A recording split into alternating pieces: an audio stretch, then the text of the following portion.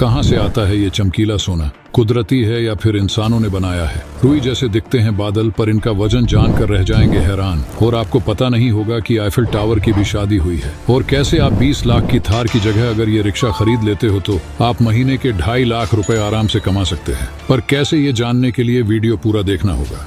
पैसा ही पैसा होगा। Fact number 7। दुनिया की कुछ सबसे कीमती धातुओं में से एक है सोना। खास तौर में भारत और एशियाई देशों में इसकी मांग खूब है। आपने कभी सोचा है कि आखिर सोना आता कहां से है? इसे बनाया कैसे जाता है? या फिर ये खुद ही बनता कैसे है? क्या वजह है कि ये इतना महंगा बिकता है? इस सवाल के जवाब के लिए विज्ञान की थ्योरी देखनी होगी। आइंस्टाइन की थ्योरी ऑफ रिलेटिविटी के मुताबिक दो चीजों के विलय से भारी मात्रा में एनर्जी रिलीज होती है। जब भी कोई सितारा अपने जीवन के आखिरी चरण में होता है तो उसकी कोर ढह जाती है। इससे सुपरनोवा विस्फोट होता है। इसी विस्फोट से सितारे की परतें स्पेस में फैलती हैं। यही वो वक्त है जब न्यूट्रॉन कैप्चर रिएक्शन होते हैं और वजन वाले कई एलिमेंट्स पैदा होते हैं। सोना धरती पर आने की वजह भी दो न्यूट्रॉन तारों की आपस में टक्कर ही होती है। Max Planck Institute of Astronomy के रिसर्चर्स ने स्पेस में स्ट्रोंटियम पाया। ये और अन्य एलिमेंट्स भी न्यूट्रॉन कैप्चर रिएक्शन से पैदा हुए थे। ये स्पेस में इतनी ज्यादा न्यूट्रॉन डेंसिटी के साथ ट्रेवल कर रहे थे कि एलिमेंट्स में फ्री न्यूट्रॉन्स जुड़ने लगे। इस तरह स्ट्रोंशियम, थोरियम, यूरेनियम और सबसे कीमती सोना भी पैदा हुआ। ब्रह्मांड के बनने के बाद बहुत से सितारे टकराए,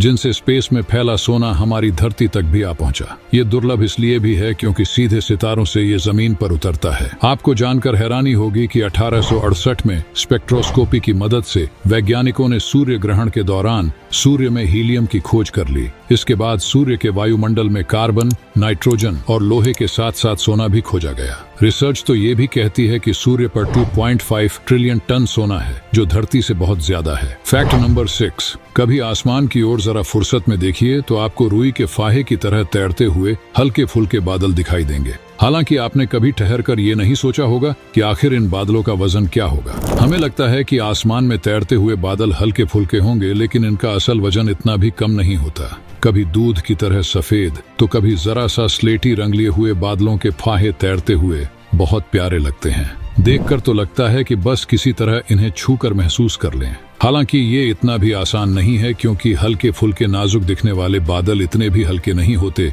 जितना हम सोचते हैं।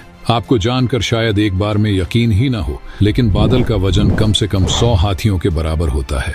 अजीब जरूर लग रहा होगा, लेकिन बादल का औसत वजन ही 1.1 मिलियन पाउंड यानी लगभग 450,000 किलोग्राम होता है। बड़ा सवाल तो ये है कि इसके बावजूद ये हवा में टिके कैसे रहते हैं। आखिर वो क्या चीज है जो इसे जमीन पर गिरने से रोक लेती है? तो इसका जवाब जानने के लिए जरा विज्ञान की तरफ जाना होगा। साइंस की माने तो हवा में हर तरफ मौजूद वाष्प के रूप में पानी गर्म हवा से ऊपर उठता है। जब ये ठंडा होने लगता है तो इसमें जमा पानी छोटी छोटी बूंदों के आकार में इकट्ठा हो जाता है, और यही बूंदे पानी हैं। सीधे सीधे कहें तो बादल में वजन पानी का ही होता है। चूंकि बादलों में बनी बूंदें काफी छोटी होती हैं, ऐसे में ये गर्म हवा के सहारे आराम से टिकी रहती है। जब तक ये आपस में मिलकर भारी नहीं हो जाती तब तक ये नीचे नहीं आती। जब ये इकट्ठा हो जाती है तो बारिश, ओले या बर्फ के तौर पर नीचे आती है। बादल तब तक यूं ही तैरते रहते हैं जब तक इनका रास्ता नहीं रुकता। रास्ता रुकने से बूंदों का दबाव बढ़ता है और बादल फटकर पानी बनकर नीचे आ जाता है। Fact number 5।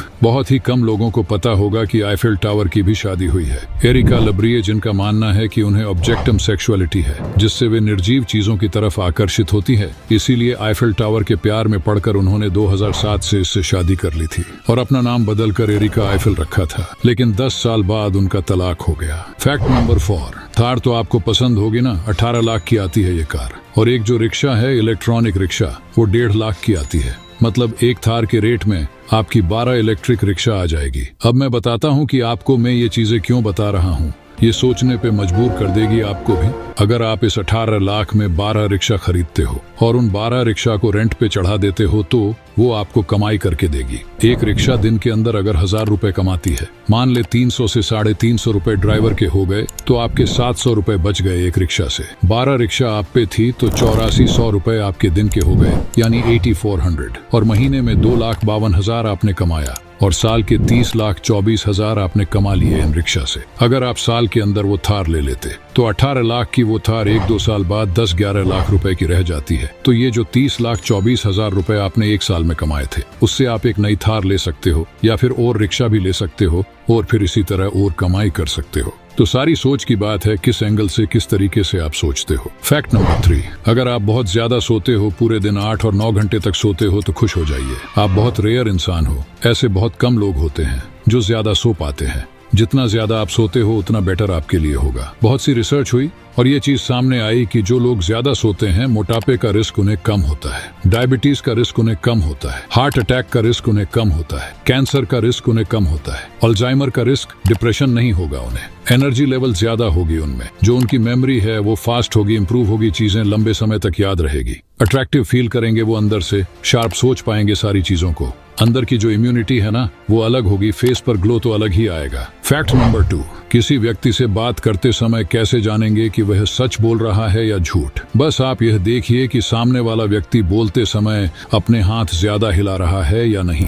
अगर बोलते समय उसके हाथ ज्यादा हिल रहे हैं तो वह सच बोल रहा है। यदि एक ही जगह पर स्थिर है या फिर न के बराबर हिल रहा है तो वह झूठ बोल रहा है। Fact number 1, TT TV taste the TV. Japan में बनाई गई एक ऐसी टीवी है जिसके स्क्रीन को चाट कर स्क्रीन में दिखाई देने वाली चीज का स्वाद लिया जा सकता है। इस टीवी में 8 स्वाद के सेंसर लगाए गए हैं जो एआई की मदद से पता लगाकर स्क्रीन पर दिखाई जाने वाली चीजों का स्वाद तैयार करके स्क्रीन पर स्प्रे करती है। तो उम्मीद है आज की वीडियो आपको पसंद आई होगी और कौन सा फैक्ट आपको सबसे ज्यादा पसंद आया उसे कमेंट में बताना मत भूलना। और अगर अब तक वीडियो को लाइक और चैनल को सब्सक्राइब नहीं किया है तो कर दो यार। धन्यवाद।